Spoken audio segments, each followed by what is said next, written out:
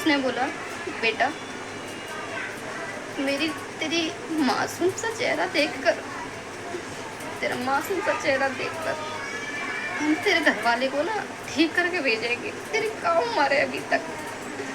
मैं तो रोने लगी, मैं बोलने लगी मेरे लव मैरिज का दर्द मेरे को यही मिल रहा है क्या।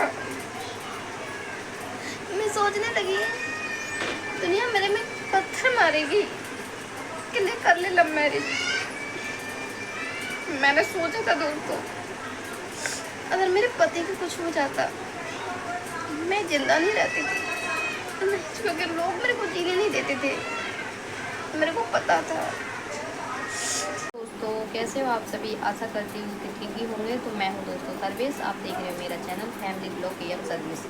तो दोस्तों आज मैं सारी हकीकत अपनी बताने जा रही हूँ कि मेरी शादी के 2 महीने बाद, मेरी शादी से 2 महीने बाद मेरे हस्बैंड जी के साथ में क्या हादसा हुआ था, कितना बड़ा हादसा हुआ था, क्या हुआ था, क्या नहीं हुआ था, मैं कितनी मुसीबतों से गुजरी हूँ। मैंने अपने हस्बैंड जी की कितनी सेवा की है, क्यों नहीं की है। मैंने इतनी सेवा की है अपने हस्बैंड जी की कि क्या बताऊँ कि मेरी 5 साल की बेटी है इस समय दोस्तों, कि इस समय मेरी 5 साल की बेटी है। 5 साल की बेटी की मैंने 5 साल में सेवा नहीं की है इतनी कि मैंने अपने हस्बैंड की 3 महीने सेवा की है। 3 महीने इतनी कि मैंने अपनी बेटी की 5 साल में नहीं की है, इतनी 3 महीने के अंदर मैंने अपने हस्बैंड जी की सेवा की है दोस्तों। क्यों की है, क्या परेशानी आ गई थी, क्या दिक्कत हो गई थी, तो आप प्लीज़ मेरी वीडियो को देखिए और सुनिए मैं किन किन हदों से गुजरी हूँ, मैं कितने दुख में थी और कितने दुख में हूँ अब भी। तो प्लीज़ मेरी वीडियो को स्किप ना करिए, पूरा देखिए और मेरी वीडियो को, मेरे चैनल को सब्सक्राइब जरूर कर दीजिए। मेरी शादी को सिर्फ 2 महीने हुए थे, 2 महीने हुए थे शादी के मेरे के। दूसरा जो तीसरा महीना लगने वाला था, उसी महीने में मेरे हस्बैंड जी का एक्सीडेंट हो गया था। तो वो मेरे हस्बैंड जी का एक्सीडेंट हुआ था बस में हुआ था। 2 बसें आपस में टकरा गई थी। तो एक बड़ी बस थी, एक छोटी बस थी। तो उसमें आपस में जो बड़ी बस में जो छोटी बस थी वो अंदर बड़ी बस के घुस गई थी। और ये हुआ था अलीगढ़ मडराग पर, जो कि मैं प्रॉपर यूपी अलीगढ़ की रहने वाली हूँ, यूपी अलीगढ़ की रहने वाली हूँ। तो ये यूपी में हुआ था, अलीगढ़ में मडराग पर हुआ था। तो जब ये एक्सीडेंट हुआ था दोस्तों, तो बहुत बड़ा हादसा हुआ था। इसमें 25 लोगों की जान चली गई थी। 25 लोग इस हादसे में बिल्कुल जान से चली गई थी। उसी बस में मेरे हस्बैंड जी भी थे। तो मेरे को करीब तीसरे दिन मेरे को पता लगा था। उसी हस्बैंड जी मेरे उसी बस में थे। इनकी हालत ऐसी ख़राब हो गई, जो चेहरा आपने थंबनेल पर देखा होगा इस समय, जो चेहरा इनका अब है, इतना मोटा था, क्या बताऊँ कि मैंने अभी तक कोई जानवर का फेस नहीं भी देखा इतना भारी। ऐसा था, आंखें इतनी एक आंख इतनी मोटी, एक आंख इतनी मोटी, इतनी ऊंची आंखें हो गई थी इनकी। दांत 2 आगे, एक पीछे, 2 आगे, एक पीछे, त्रिबिर दांत हो गए थे। एक तरफ में सेट दांत नहीं थे इनके। बालों में इनके कांच भर रहा था, कांच बहुत कांच। जो ये शर्ट पहने थे वो ऐसे कलर की शर्ट थी, वो भी जीन्स वाली कपड़े में, आपने देखी होगी जीन्स वाली कपड़े में। ये ब्लू कलर की शर्ट थी, जो बीच में सफ़ेद सी थी और साइड वाइड में थी। वो शर्ट का कलर ऐसा हो गया था कि मैं ब्लू की जगह, ऐसे की जगह वो ब्लैक दिख रही थी, ब्लैक हो गई, खून में लथपथ हो गई। मेरे हस्बैंड जी को कुछ नहीं पता था कहाँ हुआ है, कहाँ नहीं हुआ है, क्या हुआ है मेरे साथ, क्या नहीं हुआ है, क्योंकि उस समय ये सो रहे थे। तो जब एक्सीडेंट हुआ तो इनको ले जाके सरकारी मेडिकल में भर्ती करा दिया गया। इनको कुछ होश नहीं था। उस समय मैं दिल्ली थी और ये अपना ATM लेने गांव गई थी, गांव में। तो ATM लेके वापस हो रही थी उधर से। तो मेरे ससुर जी ने इनको, मेरे हस्बैंड जी को बैठा दिया था।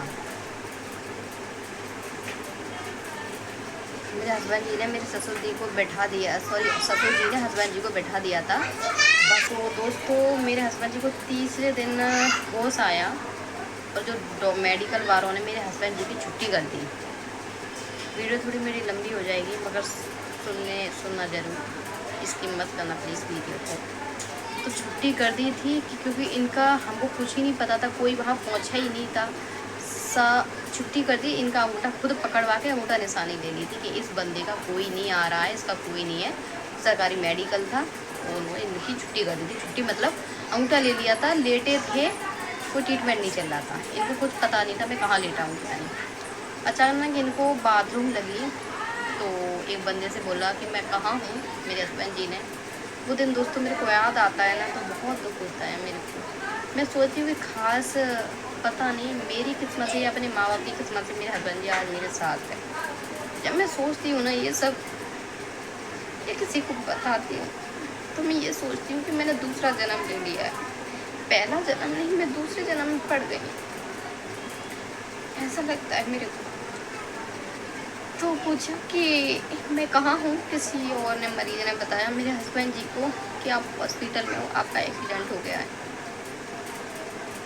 तो मेरे हस्बैंड जी ने नंबर बताया, उसी मरीज का कोई साथ का था। मेरे हस्बैंड जी को नंबर याद था अपने भाई का।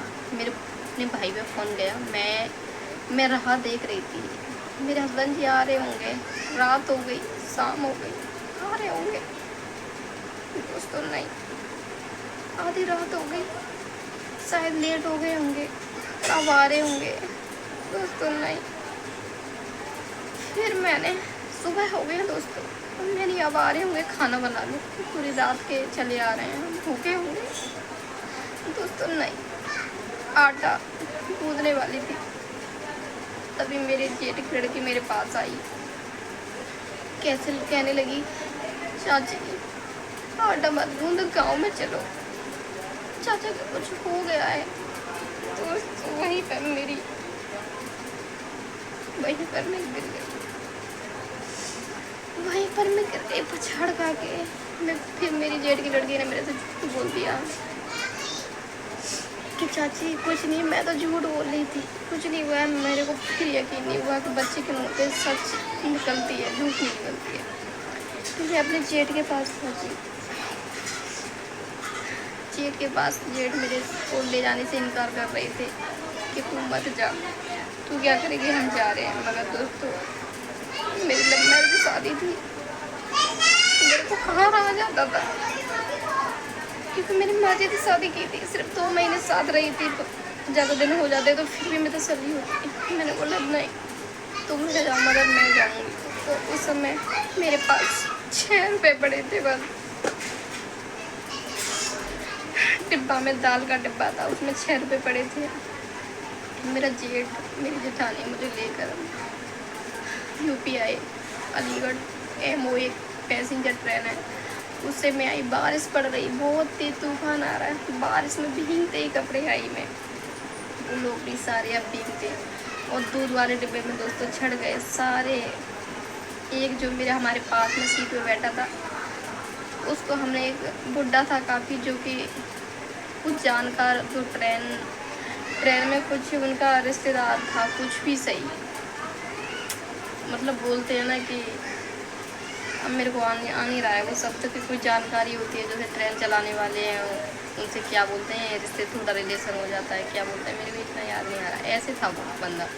तो दूध वालों ने सारी सवारियों को उठा के खड़ा कर दिया था, मगर उस बुड्ढे ने बोला था ये दुख मैं जा रही हूँ, उन्होंने हमसे बोला कि मैं आपको उठने नहीं दूँगा। दोस्तों उसने हमें जैसे सीट पर बैठा दिया।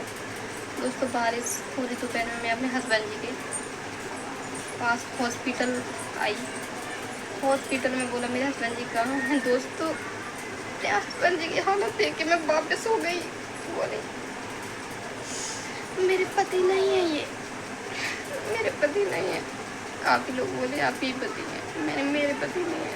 दोस्तों मैं पहचान नहीं पा रही थी कि मेरे हस्बैंड जी कौन है, मैं पहचान नहीं पा रही थी।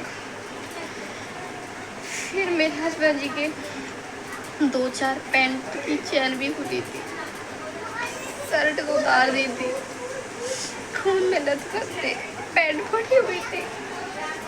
मेरी मैंने अपने हस्बैंड जी की जेड भर के इतनी रोई, मगर मैं अब भी पूछती हूँ ना मैं कि आपको पता है मैं आपकी जेड भर के रोई थी। मेरे हस्बैंड जी मना कर देते हैं, मेरे को होश नहीं था, मेरे को कुछ नहीं पता दोस्तों। फिर वहाँ से मेडिकल से हमने बोला, सारे जो मरीज थे उनका ट्रीटमेंट चल रहा था। हमने पूछा कि इस मरीज का ट्रीटमेंट क्यों नहीं चलता, मेरे हस्बैंड जी का ट्रीटमेंट क्यों नहीं चल रहा। तो डॉक्टर बोले कि आपके हस्बैंड की छुट्टी हो चुकी है, अंगूठा लगा दिया है। दोस्तों उन्होंने अंगूठा नहीं लगाया था, डॉक्टर ने खुद पकड़ के अंगूठा लगवाया था, उनको तो होश ही नहीं था बिल्कुल भी। तो वहाँ से दोस्तों फिर हमने छुट्टी कराई, प्राइवेट एक हॉस्पिटल है अलीगढ़, उसमें भर्ती कराया। वहाँ दोस्तों करीब कम से कम 1 महीने मेरे हस्बैंड जी भर्ती रहे।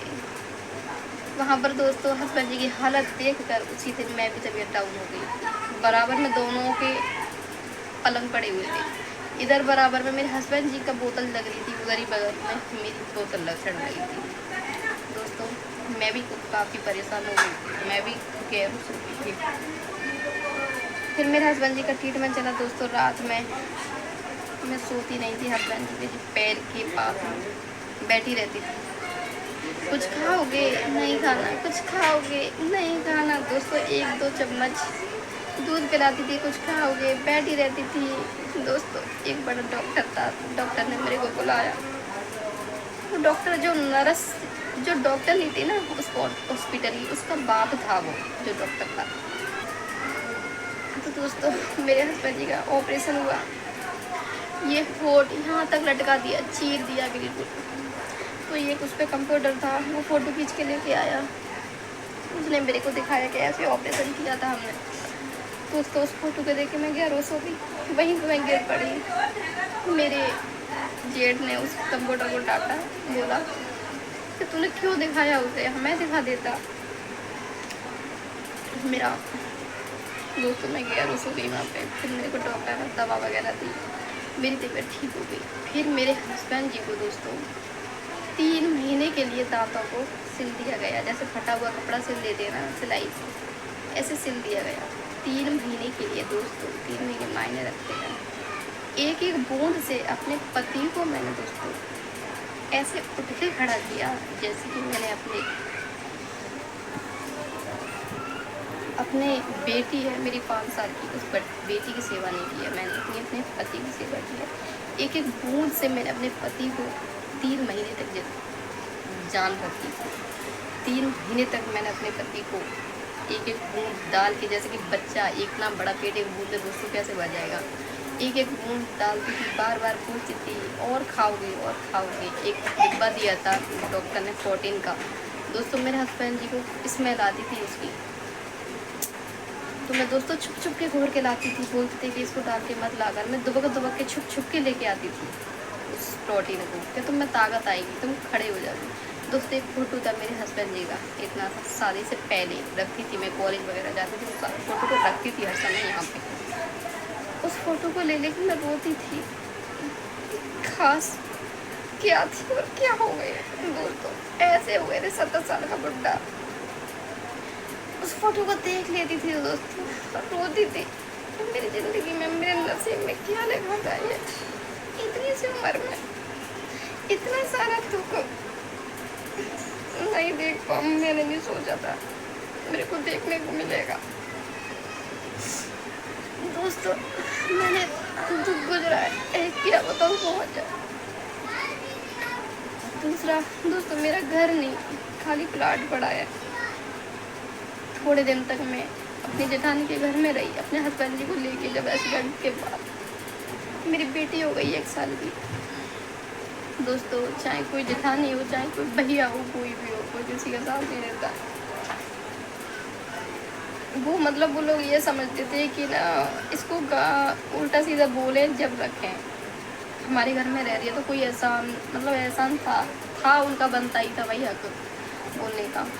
तो दोस्तों वहाँ से मैं हस्बैंड जी को ठीक करके मैं मम्मी के पास आई। मम्मी से बोली, मम्मी कहीं लगवा दो, गाइड की ड्यूटी लगवा दो, कुछ भी लगवा दो, यहाँ पे हम दोनों रहेंगे।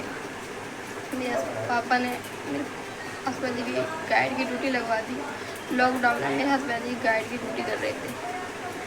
दोस्तों कोई किसी का नहीं होता ना, तो ऊपर वाला होता है दोस्तों। तो लॉकडाउन में अगर दोस्तों मेरे हस्बैंड जी की गाइड की ड्यूटी नहीं होती, कोई और भी होती दोस्तों, मैं फुटपाथ पे आ जाती थी। खास उस समय दोस्तों गाइड की ड्यूटी थी, तो लॉकडाउन में मेरे हस्बैंड जी का काम बरकरार चलता रहा, बंद नहीं हुआ। मैं ऐसी रही जैसे कि लॉकडाउन लगा ही नहीं है, ऐसे मैंने खाया किया। तो दोस्तों अभी भी इनकी दिक्कत है बहुत ज़्यादा, जो कि अभी उनका पूरा ट्रीटमेंट नहीं हुआ है। बेशक बहुत दिन हो गए हैं, अभी इनके तरुआ में छेद है इतना, जो कि उंगली चली जाए। और यहाँ पर इनके कीलें पड़ी हुई हैं, वो डॉक्टर ने निकलवाने की बोल दी थी। अभी उनको पैसों की दिक्कत के कारण नहीं निकलवा पा रही हूँ मैं। और इधर उधर कीले हैं, दांत टूटे हुए हैं, आप देख लेना किसी वीडियो में। दांत भी लगवाने हैं इनके, ये कीले भी लगवानी है, निकलवानी है सॉरी। मुंह का जो छेद है वो ऑपरेशन भी करवाना है। इसलिए इनका जो फेस है दोस्तों इसलिए भारी दिखता है, काफ़ी एज के मेरे से दिखते हैं, बट मेरे एज के नहीं थे दोस्तों। इतनी सी बारी सी उम्र में मैंने इतना सब कुछ मुसीबत झेल दिया है। तो दोस्तों वीडियो काफ़ी लंबी हो जाएगी और दूसरी वीडियो में बताऊंगी, 17 मिनट की वीडियो हो गई। तो दोस्तों आपको वीडियो मेरी अच्छी लगी तो प्लीज़ लाइक शेयर सब्सक्राइब करना ना भूलना, ताकि आपको हमारी आने वाली वीडियो का नोटिफिकेशन मिलता रहे। दोस्तों मिलती नेक्स्ट टाइम के लिए, बाय।